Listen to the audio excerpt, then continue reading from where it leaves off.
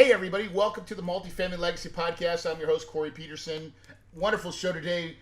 We have a really neat guest that is really all about helping people find alternatives to investments. So, Chris Miles is the cash flow expert and anti financial advisor. He's a leading authority teaching entrepreneurs and professionals how to quickly free up and create cash flow today, spending time doing what they love the most. He's an author and podcast host of the Chris Miles Money Show, and he's been featured on U.S. News, CNN Money, EO Fire, and has a proven reputation with his company, Money Ripples. So it's moneyripples.com. And he getting his clients fast, life-altering financial results. And in fact, his personal clients have increased their cash flow by over $100 million in the last 8 years. With that said, Chris, welcome to the show, brother. I know. Hey, it's glad being here. I'm glad you're all choked up by it. Yeah. So tell me, let's go into this thing, and when I hear the anti-financial advisor, that gives me joy. By the way, right? That gives me a lot of joy because I was one of those ex-douchebags in a former life. So let's talk about that and just give me your story of what you do and how you create this cash flow. Yeah. So I started out with that whole license and being a DB, douchebag, like you said, right? And I did that for 4 years. I actually was intending initially to become a business consultant, but I figured I should start a real business first. And so, unbeknownst to me at the time, I didn't realize that being a financial advisor was so easy to get into. Other than just passing some tests and stuff. Got to pass the test. 73, baby. That's right. Yeah, I passed a whole bunch of tests, and became an advisor, and actually got bitten by the entrepreneur bug. I loved it, right?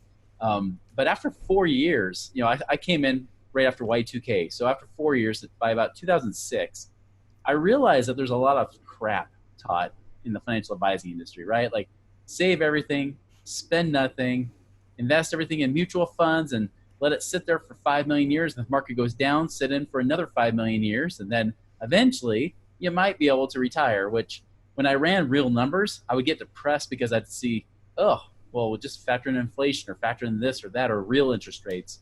Nobody's going to be able to retire, and finally after a while, I'm like, this just doesn't work. And even worse, my pocketbook was tied to it. So I had this conflict, right? I kept it inside, but then I met guys who were like millionaires. They were real estate investors and business owners, and they would scoff at the things that I taught, right? They would just scoff at it, and they'd say, this is a joke, and we retired in our 20s and 30s. And I was like, well, dang, I was hoping to save up enough money to live on the interest in my 40s, and so I eventually left March of 06. I said, I can't do this anymore. I can't be in integrity and teach this stuff. So You I will timed just that go. like perfect, by the way. What's that? You timed that perfect. Yeah, I know. That was pretty good. I got in the business in 2006. I had like 2 years, and then every investment I ever made. Went like that. Oh God, it was bad, man. It was catastrophic. Let's put it that way. Not even fun. And then I realized, truly, you have no control, man. We act like we do as financial advisors, right? Right. A lot of them want to act like they're managing your money. Right. Yeah, there's a guy that actually got up in our church the other day, and we were doing a financial self-reliance class, and they wanted to talk about retirement, and they had him stand up, and oh my goodness, I gave bad advice. I gave the mainstream, traditional, conventional stuff you hear, right? But he was worse. He was getting up there telling people, like somebody raised their hand and said, hey, if you get older, shouldn't we, back off and not invest so much in the stock market? And he's like, no, not unless you're 85 or older. You should be all into the stock market right now. And he's like, which I'm like, what? Like this guy's going to lose his licenses. And he's only been licensed for 10 years, which when you think about it, 2009 to 2019, he's only known up. He's only known good years.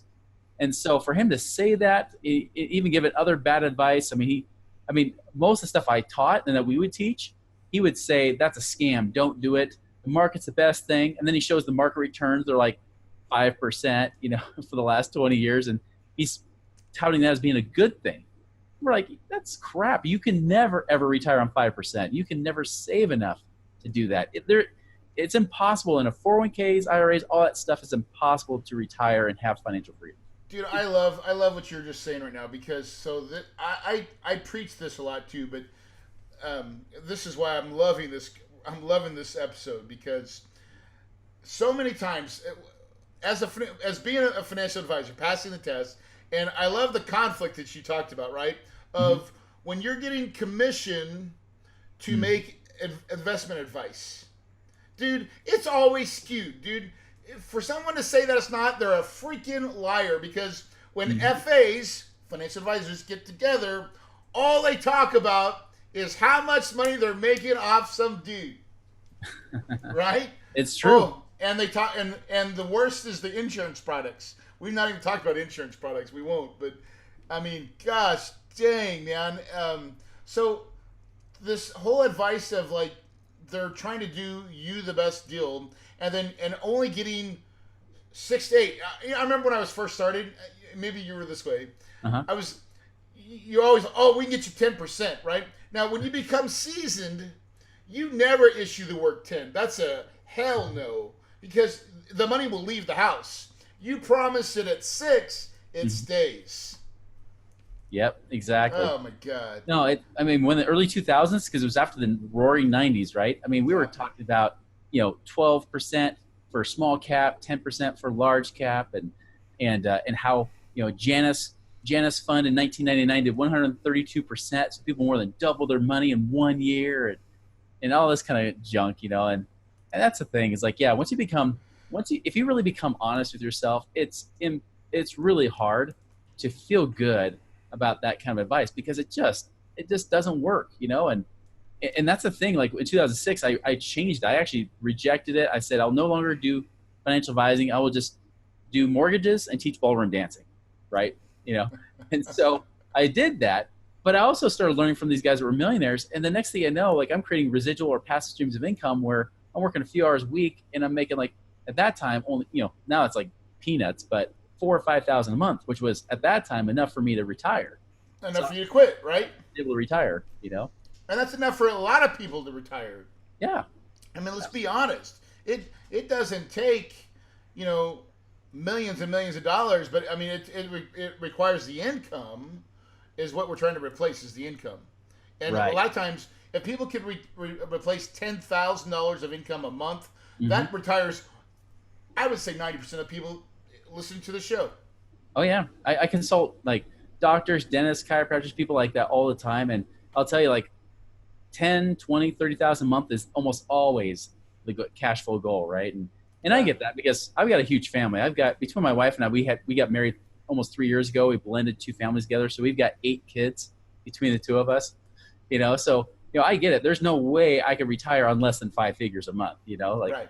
and which is I was able to do. So that's the cool thing is that when you do it right and you focus on cash flow, not just accumulating and stashing away money into cruddy accounts, whether they're IRAs, 401ks, or even just in the savings account, just getting your money deployed and working for you. It's incredible what you can create with it. So so you did allude to it a little bit earlier, and I want to bring this up too. Is it's funny how in Wall Street, it's the only place where millionaires go and take advice from people making less than $100,000. Right. Right? Like that's a reality. They take financial, and you don't understand why. Now the ones that are smart reject the medicine. Yeah. Right? They're like, dude, Yep. why would I ever do this when I can invest in a business or a system or a process and make 20 fold? And that's what you're talking about, right?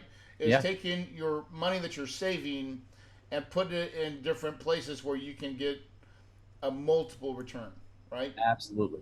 Absolutely. So let's open that up and say, what does that look like? So when you have these clients and they have, I've got a old 401k and I'm retired now, and now I need to, I still like working or I still like, but I want to make an income stream. What do I do? Yeah. Right? Yeah. I mean, the coolest position to be in is working because you want to, not because you have to, right? Mm-hmm. And that's really the ideal place to be. And so yeah, if you got like, I mean, depending on age and stuff, if you've got like 401ks or IRAs, the biggest thing we just try to figure out where the money is. how accessible is it, right? Because for example, money's in savings or in places where it's liquid, it's great. It's easy. You can create passive income in so many different places. But when you got money in 401ks and IRAs, you got to get a little bit more creative because you bought into the lie that somehow your taxes are going to be less in the future, right? So you're like, okay, I'm going to sock this money away, get my little tax write off now. But now you're getting to a point of realizing, oh, with inflation alone, even if taxes stay the same, I'm going to have to pull out more money. I'm in a higher tax bracket. So a lot of times, you got like things like syndications where sometimes you can get, tax breaks from doing things like that. There's things like oil and gas. A lot of times I'll have people like, cool, we can do oil and gas this year with 100% write off. So if you invest 100,000 into an oil and gas fund, you can write off 100,000 off your taxes. So you're cashing out of a 401k. Yeah, you're going to pay taxes, but if you're putting that in oil and gas for a few years, cool. You just got rid of all the tax liability there.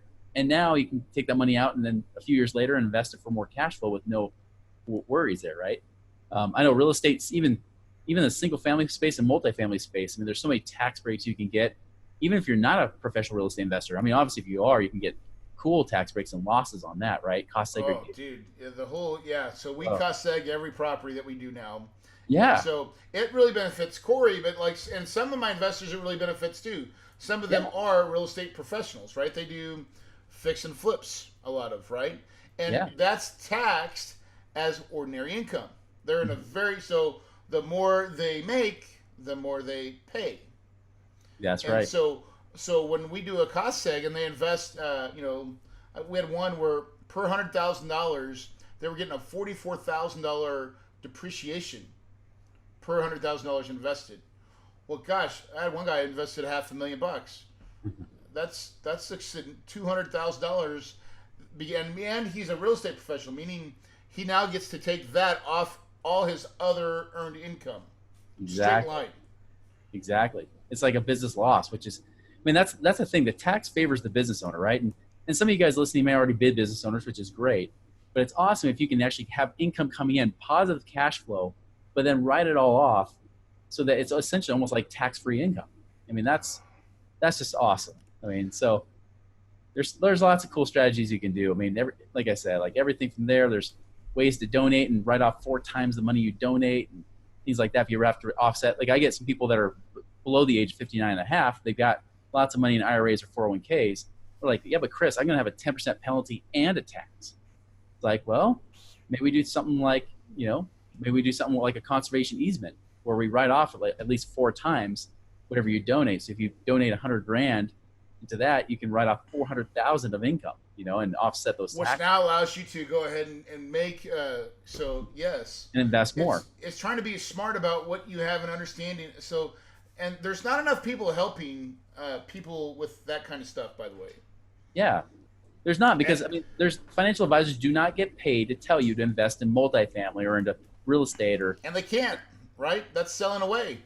It is. It absolutely is. In fact, if you're a licensed rep, as a financial advisor, you actually have to tell people when you're even offering this stuff, and you can get rejected. You can even get fired for advising to do anything different, even if you know it works. And because even if you can only sell what your brokerage has. Trouble. Right? Anything else? Yeah, because you can only sell what your broker has licensed and has available. If your broker doesn't do real estate, you can't even offer real estate or even give any advice on it. And so that's why when people would come into my office and say, "Hey, Corey, I'm thinking about doing a self-directed and do some real estate," I'd be like, "Oh my God, John, what are you thinking? Like that's risky, right? What happens if, right? You commingle funds, or I'm just doing the worst case scenarios to scare the bejesus out of them." And say, "It sounds like you like real estate." Well, yeah. Well, I've got this real estate investment trust. Right.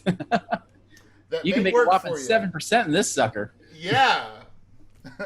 By the way, it can go to 0, but yeah. No intrinsic value, just paper. No control. No. Yeah. You can't. I'll tell you, you cannot have real financial freedom without some measure of control. You can manage risk, you can do certain things, but at the end of the day, isn't it better? Isn't it less risky to have control where most people that think they're investing, really all they're doing is they're just gambling money into a stock market that they have zero control in.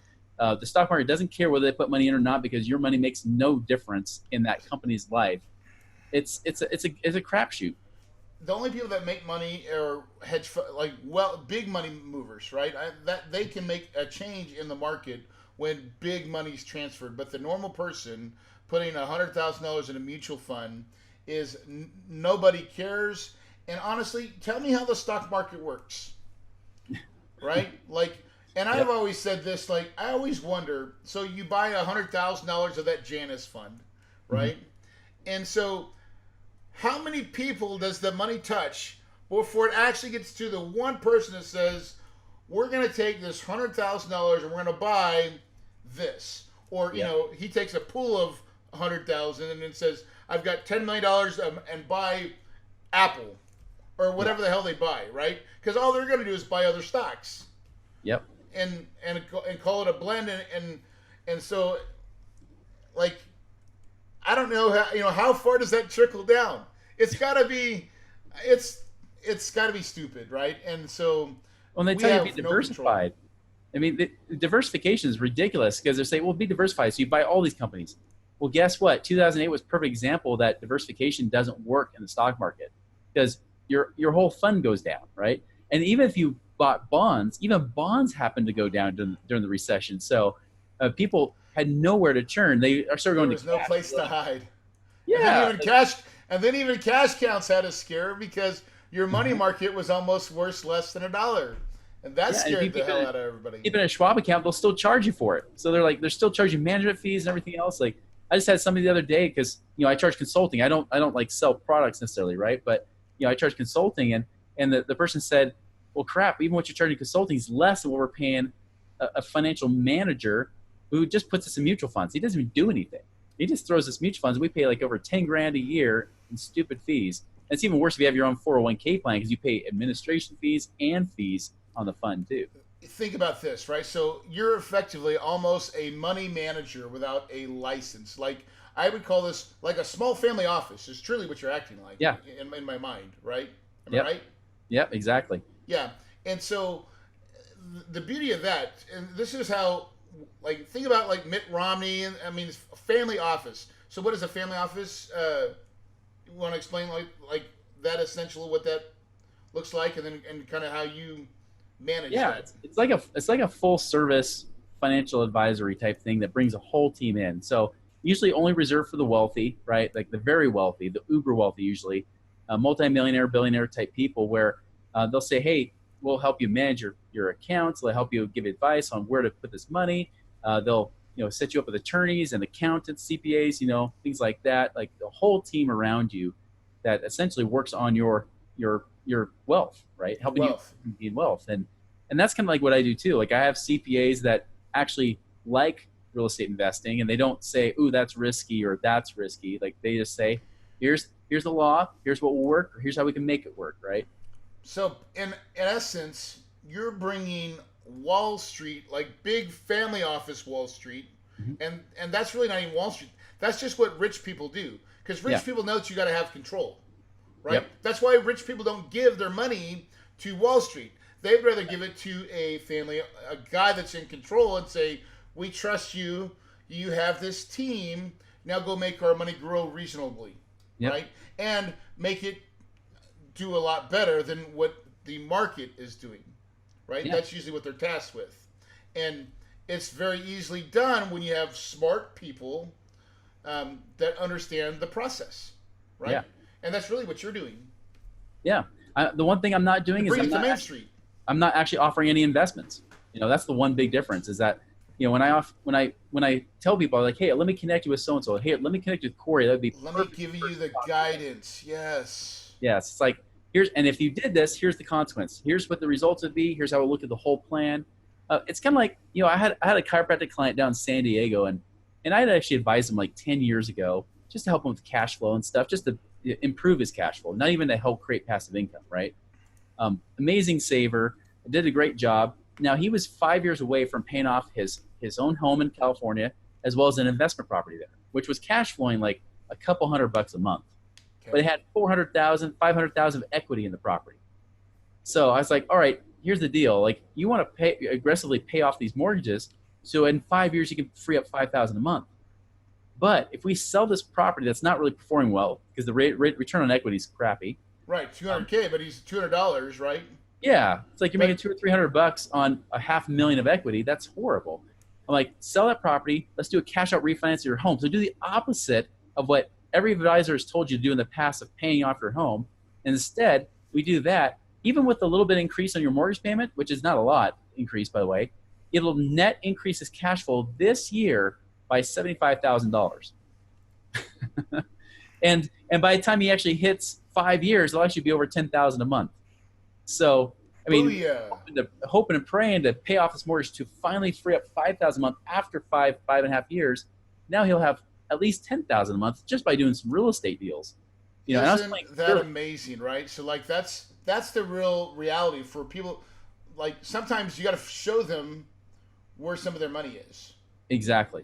So I think about like even me for my first apartment complex I bought, right? So Hmm. I've owned it for 5 years, and I was probably making um, call it $100,000 a year, right, on this Yeah. property. But after 5 years, we'd increased the value so much that we sold. So we bought it for 3.6. We sold it for 8.8, Wow. right? And so that's for like $4 million of profit, 4.7. Yeah. And the whole reason we sold was because I was like analyzing. I was like, dude, yeah, it's great. I could keep this property, but what if I sold it and bought a different property? And so when we did, and now our income's 500,000. Right.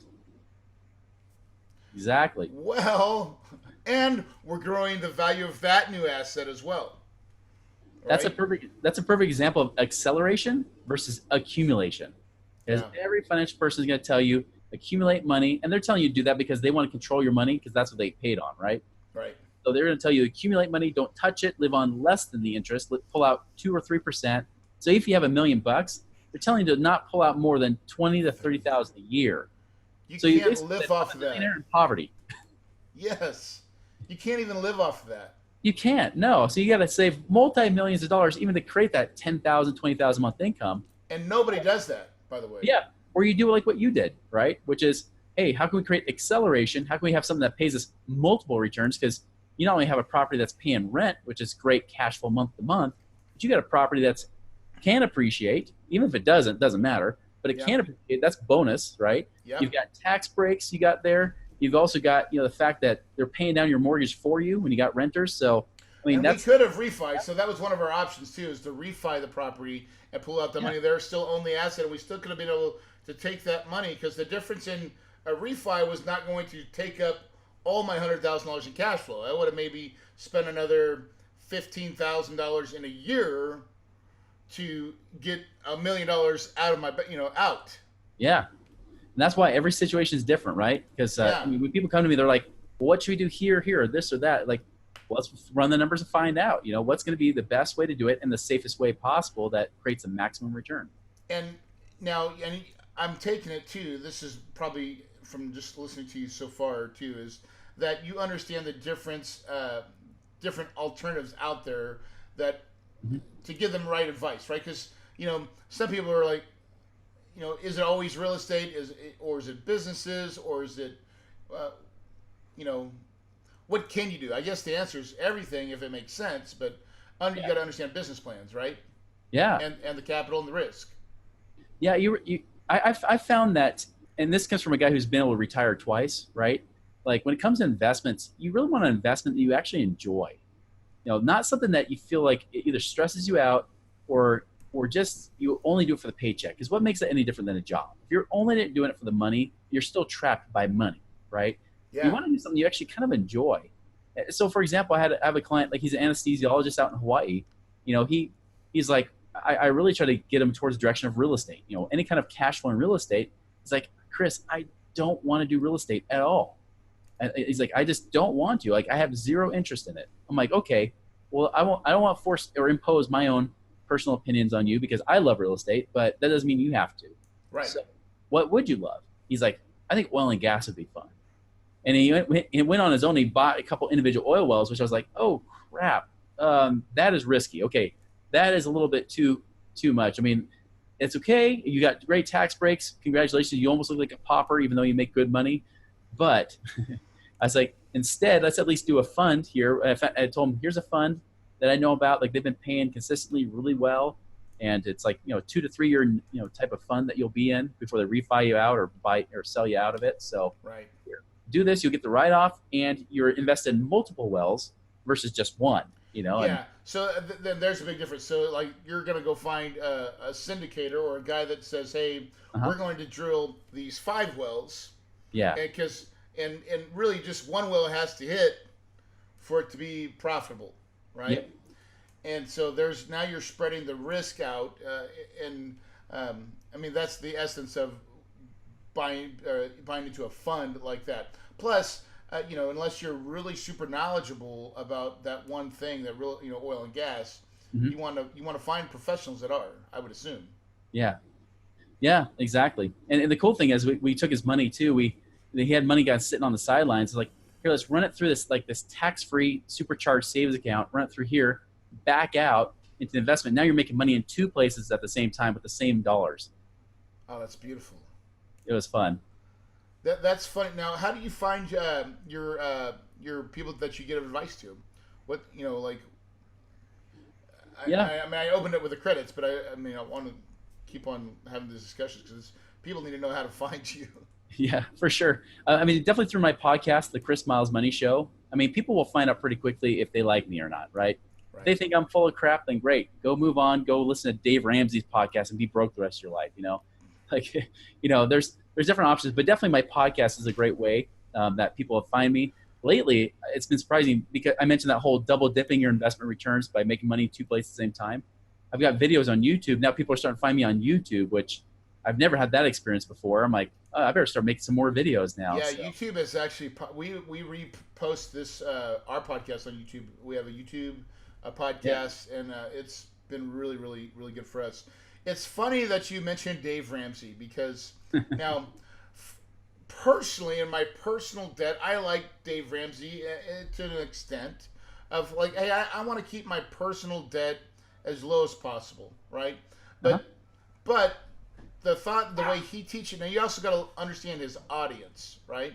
Uh-huh. He's talking to someone that is not financially smart, will never be financially smart, and is just trying to save themselves from their own self destruction, right? Right. And if you understand that, like that's his audience, so that's who he caters to. That's not what we're trying to do, right? We're trying to grow wealth and make money, and so like debt, man. The more debt I get into, the richer I become. That's Yeah. personally for Corey Peterson. I am buying, leveraging money and doing it strategically through real estate that allows me to become a multi-millionaire. Right. And as long as I'm staying with, because it's still a double-edged sword that can cut both ways. That's where you got to be a smart investor and understand the risk reward and leverage, Hmm. right? But That's when right. you understand that correctly, and you understand how it works, and then I think you're a student of it, like meaning there is risk, and you realize that you Mhm. can handle that very well. And like there's lots of people out there doing it every day, right? Yeah, that's the thing. Is like it's funny because Dave Ramsey went through similar experience I did. I mean, he went bankrupt doing real estate, right? Yep. So of course he's going to come from the perspective that debt is evil, never have it, all that kind of stuff, right? But I'll tell you, my wife actually she was the very first instructor in the state of Utah for his course, and she went out to his house and she's like, okay, he's already investing in things I know that he talks about not investing in. He's not a big mutual fund guy. He's in buying up real estate. And funny enough, like it's crazy because she looked around the room at who was in that room, right? The people that were also teaching like her, they were broke pastors, most of them not making more than 30 or 40,000 a year. And she realized, she's like, wait a minute, no wonder they're teaching from the scarcity place because they're teaching broke people. But the problem is, and you and I see this all the time, is that we have people that follow us on our podcasts that make hundreds of thousands a year that still follow this broke advice. And what happens is that these people, and I have clients coming all the time saying, all right, well, I'm debt free or I'm almost debt free, but I don't have any cash flow. I'm asset rich and cash poor. And they don't know how to break that mold because they were taught to be cash. Pay everything off. Live like a pauper. Like, listen, no, you should be able to live your life and enjoy it, man. Right? Exactly. It's really about the income. So everything we teach, and probably, and I think from your clients and your perspective, it's really about creating recovering bucket that keeps filling up. Mm-hmm. When you can do that, then you can go spend your money knowing that, hey, I've got this thing on autopilot. It keeps filling up. You don't spend all of it. You still got to keep your safety feature in there, but you just keep on trying to make the bucket get either bigger or filling up quicker or all that stuff. And that's through passive investments that make money that show up every month, every time. Exactly. It's all about the cash flow. That is the real key to freedom. Because when you have more cash flow, you open up more options. And when you have more options, that's when you feel free. It's not about whether you pay the debt off or not. I mean, and I'm not disagreeing that that's not good sometimes. Um, Yes. but what I am saying is that there are principles and there are strategies. Principles Yes. are eternal. They never change. They're always the same. So, for example, a principle is live within your means, right? Or even better yet, produce more than you consume, which basically means don't spend more than you make, right? Yep. But the strategy that he might promote, like a Dave Ramsey would promote, would be pay off debt, which is part of that. But that's a strategy Don't that doesn't go always into work. debt, right? Yeah, that was great maybe Don't. 100 years ago. That does not work today. You cannot survive financially living longer like we are now. If you died so early, of course you could pay off your debt because you'd be dead before you'd enjoy it. We're here to teach you how can you enjoy it now because you might be living for 90, 100 years. Yep. Yep.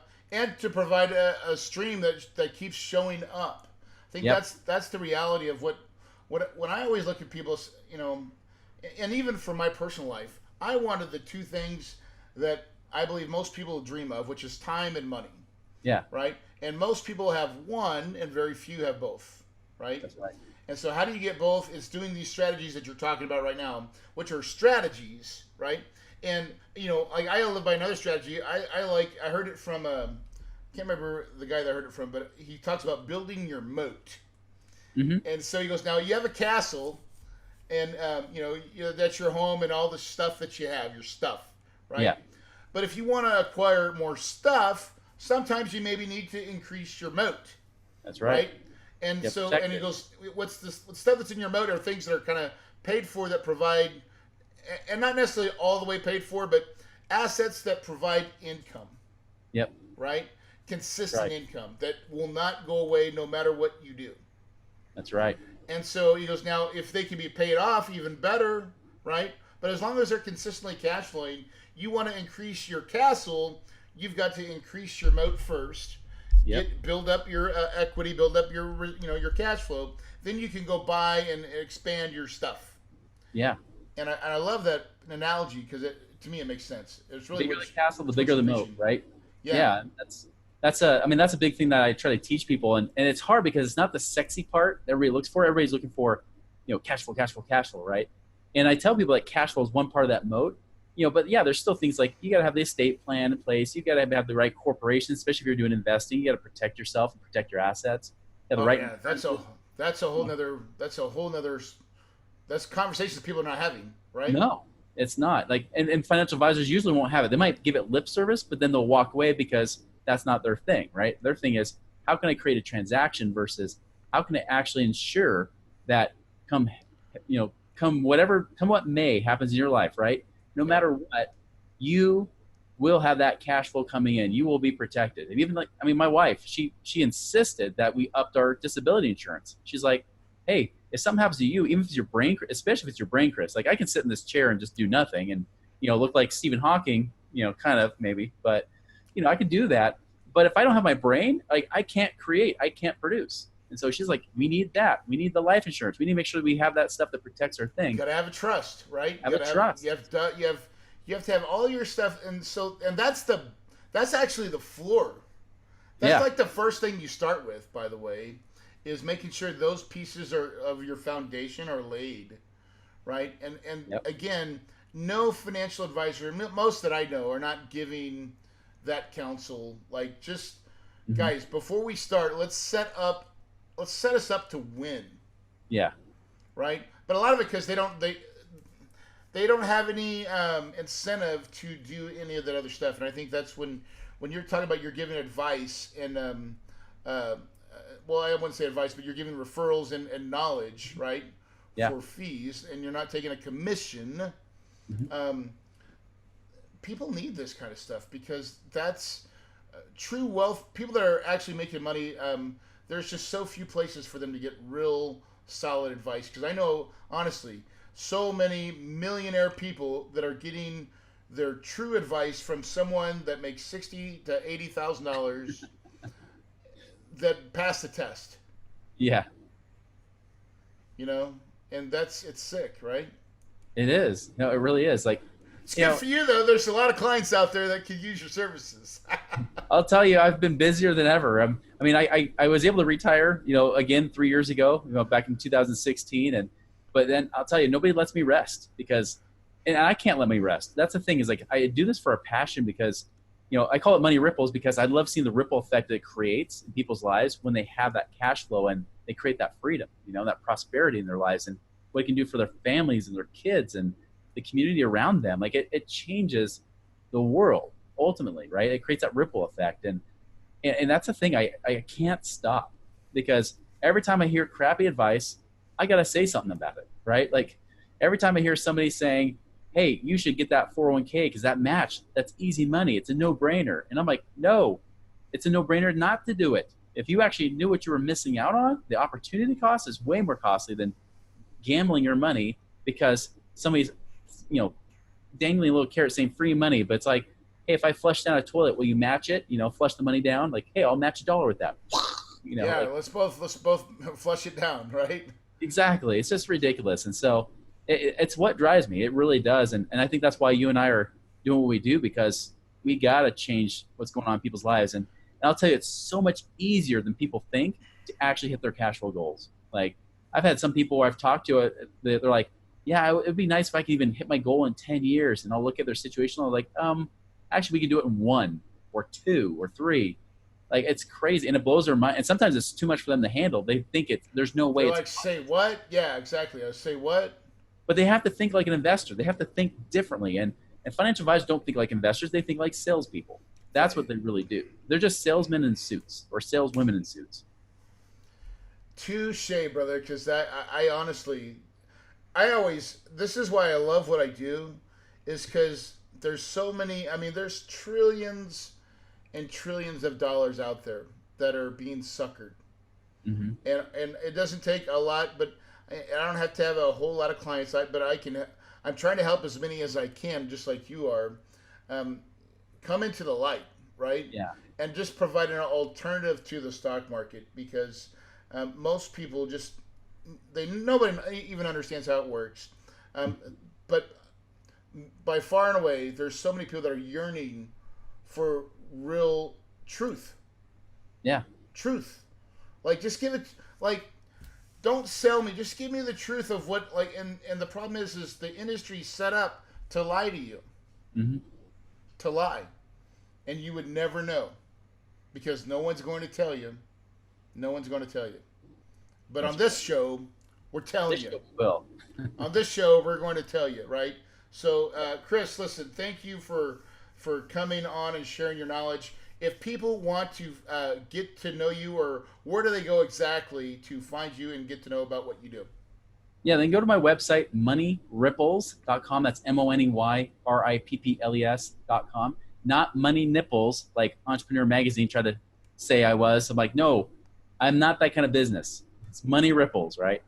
So moneyripples.com. And then you can, of course, follow my podcast, The Chris Miles Money Show. It's on there as well.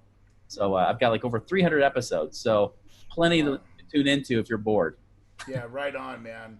Listen, guys, if you're listening to this show right now, if you don't go check that out, don't do yourself that disservice. I can just tell you right now that Chris is the real deal. He cares He's trying to he's doing what's right, and he's just giving you real information.